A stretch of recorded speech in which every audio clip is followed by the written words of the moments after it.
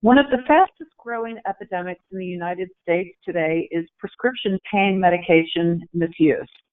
The opioid epidemic has been widely publicized in news media as the leading cause of death in the United States. So as parents, we must ask ourselves, what can we do to prevent our children from saying yes that first time? The first step is to know the facts.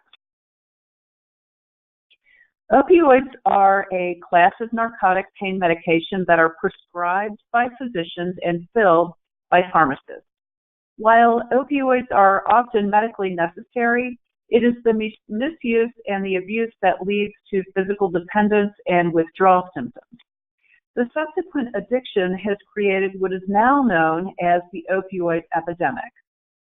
Opioids can come in tablets or liquid that include oxycodone, hydrocodone, codeine, morphine, and many other generic names. These drugs are designed to act on the nervous system to relieve pain.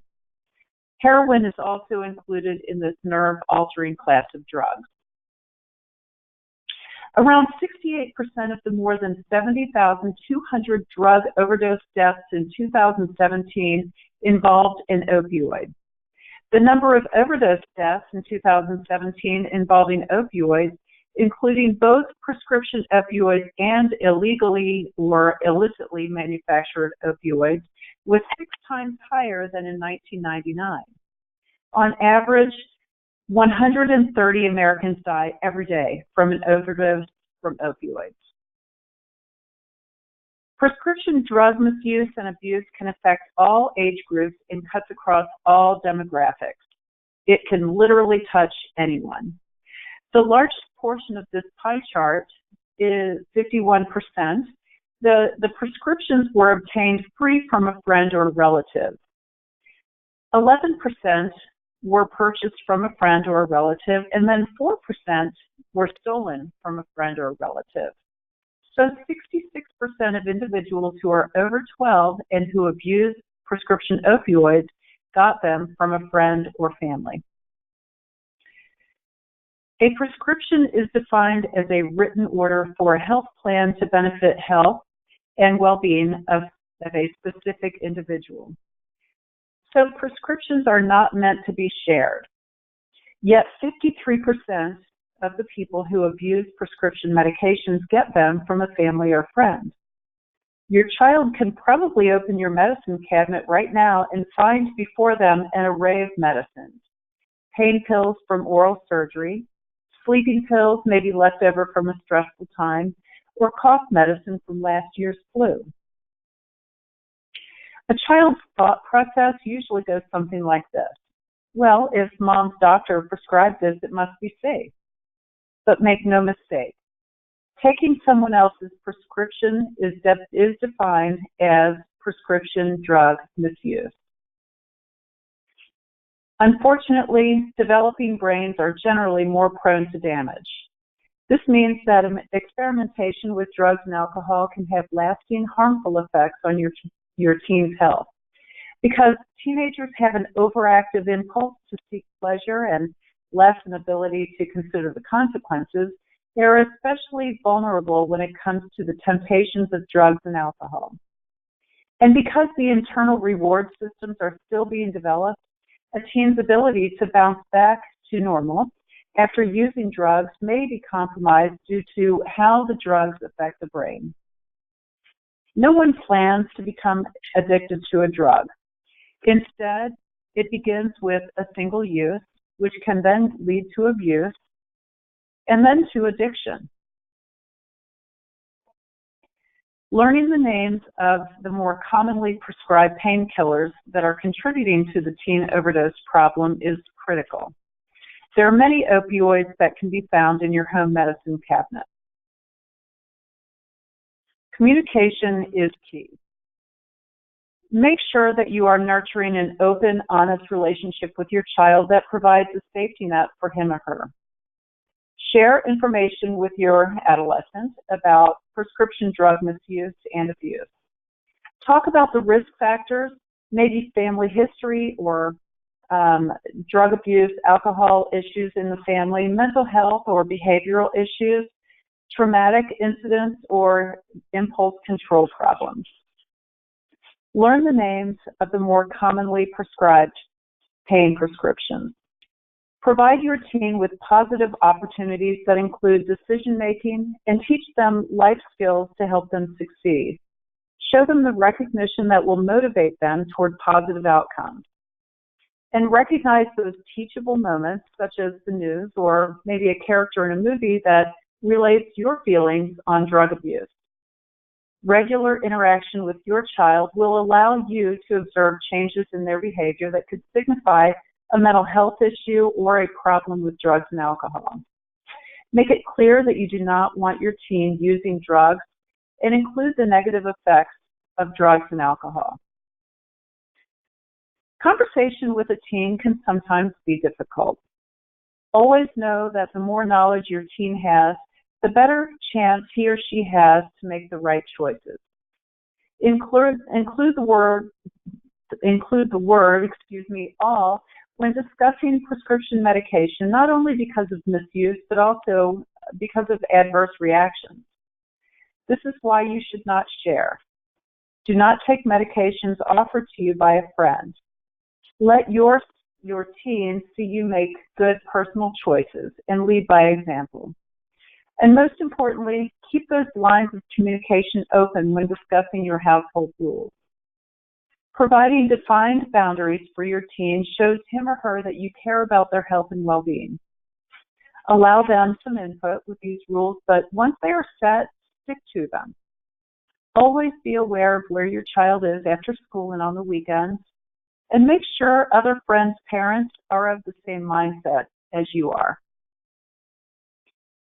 Parents are the first line of defense in cases of teen drug use, and knowing the signs is going to be your best weapon.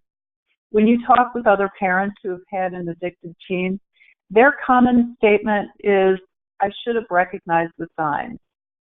So know the signs.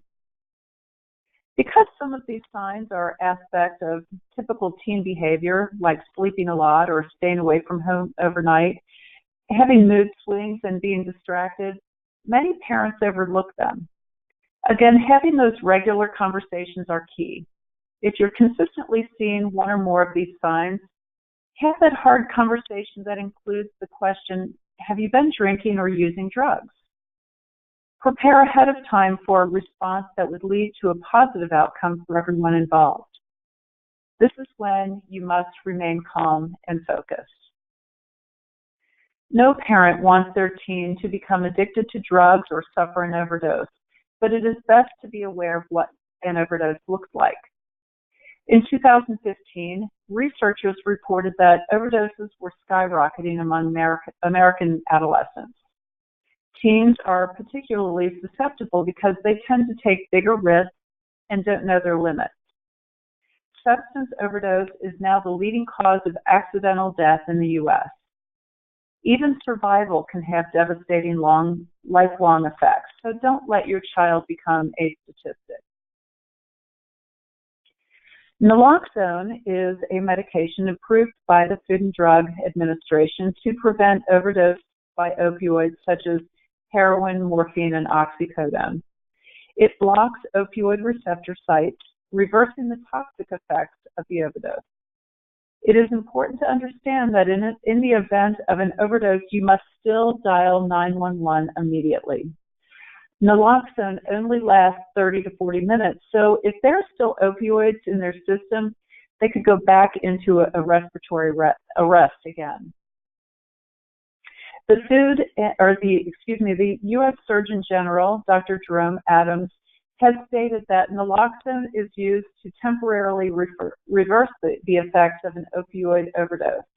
And he has taken a strong stand on expanding the awareness and the availability of this medication. Prevention begins at home. Safe storage is the key part in reducing misuse and abuse of prescription opioids because this misuse can begin in the home. Treat your prescription pain medications like you would your jewelry, your cash, or other valuables by keeping them in a secure place. Lock them up. Store your meds in a locked cabinet, in a drawer, a suitcase, or a safe. Do not store medications in kitchen cabinets or unlocked bathroom cabinets. And do not leave them out in the open, such as on a nightstand or in a purse. Don't take your medications in the presence of children. Do count your pills on a weekly or a monthly basis, and do notify the police or your doctor if you notice any are stolen. Understand that if they're not locked up, medications can get into the wrong hands of family, friends, young children, strangers, or your teen. Dispose of all medications when they're no longer needed. Do not save them in case you might need them later. If possible, participate in your community's local take-back day or find out if there's a medication drop box nearby. Drop boxes are many times in police stations or in pharmacies or at a Drug Enforcement Administration authorized collection site. Before disposing of any of your empty medicine packaging, scratch out all of the prescription information on the label. Many medication disposal packets are also available at pharmacies for the use of safe disposal at home. Do not flush medications down the toilet as they may get into the water supply. It's important for parents to understand that addiction is a disease, not a moral failing, and that treatment can work. While families are in the midst of an addiction crisis, there's a tendency to forget that teens can get better. They do get better with the proper treatment and with the support from their families. We hope that this presentation has increased your knowledge and your understanding of the opioid epidemic and has given you some important tools to help prevent your child from becoming a statistic. If you suspect that your teen is using opioids, reach out to your physician. You may be referred to a substance abuse counselor or to an organization that offers support to families fighting addiction. Thank you.